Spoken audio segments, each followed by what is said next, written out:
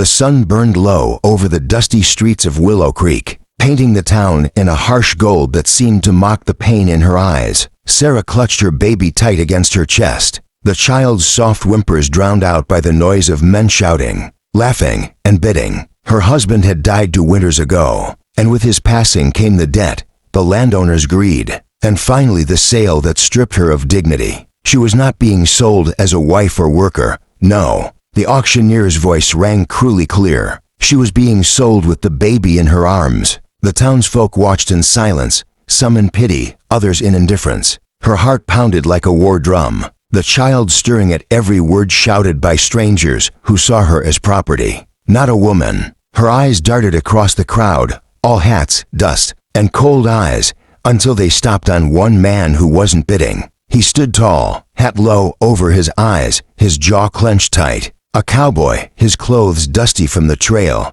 his expression unreadable. When the bidding reached its cruel end, she lowered her gaze, wishing to vanish into the earth. Then his voice cut through the crowd, deep, steady, and certain. "I'll take her." The murmurs rose instantly, men turning to see the stranger who'd spoken. The auctioneer smirked. "You got the coin, cowboy?" The man tossed a leather pouch onto the table with a heavy thud. The crowd hushed. Sarah didn't understand why a stranger would spend that much on them. But when he stepped closer, his eyes softened, not with pity, but with a kind of calm respect she hadn't seen in years. "You don't belong here," he said quietly. "You and that little one deserve peace." He tipped his hat and led her away from the crowd, the whispers fading behind them. She followed, clutching her baby tighter, too shocked to speak. The trail stretched long and silent under the evening sun, the sound of his boots and the soft whimper of her child the only things breaking the quiet.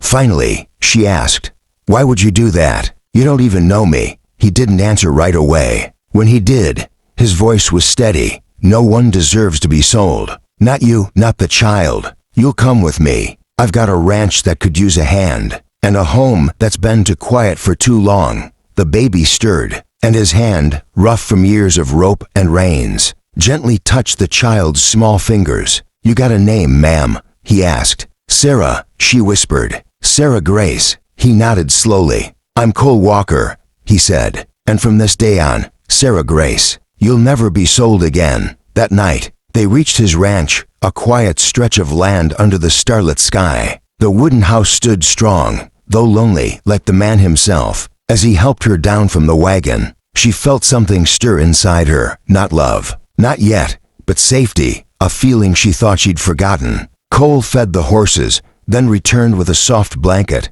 wrapping it gently around her and the baby. "Get some rest," he said. "Tomorrow's a new day."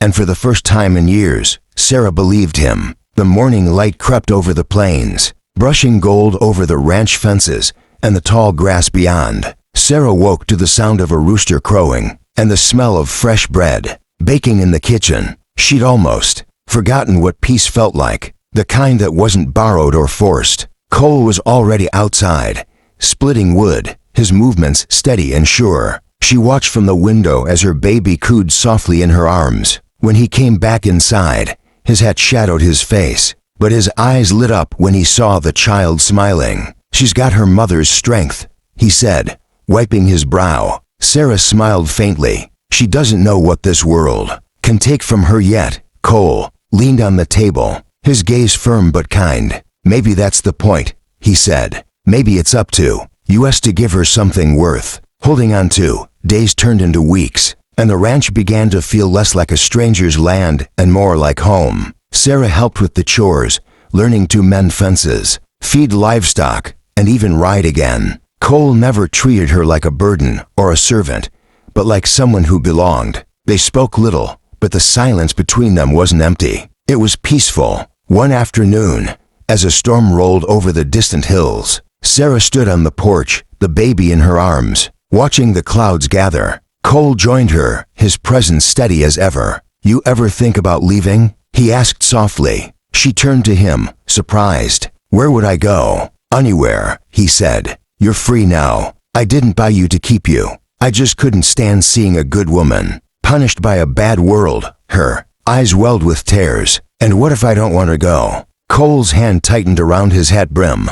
Then stay, he said quietly. Stay as long as you want. This place is yours too. The thunder cracked, and rain began to fall, soft and steady. He turned to go back inside, but her voice stopped him. Cole. He looked back, his eyes catching hers through the rain. You said you didn't buy me to keep me, she said, voice trembling. But what if? What if I want to be kept? For a moment, the storm was the only sound. Then he stepped closer, removing his hat, his voice low but full of warmth. Sarah, I meant what I said that day. I'll be father to your child, and husband, if you'll have. Emmy, the baby stirred between them as if, sensing the weight of the moment. Tears slipped down her cheeks, but this time, they were tears of hope. Yes, Cole, she whispered. Yes, the rain poured harder, washing away the dust of the past, leaving only the promise of tomorrow. And as the screen fades to black, you can hear the narrator say, if this story touched your heart, hit that subscribe button, because some stories remind us that love can bloom even in the hardest of places.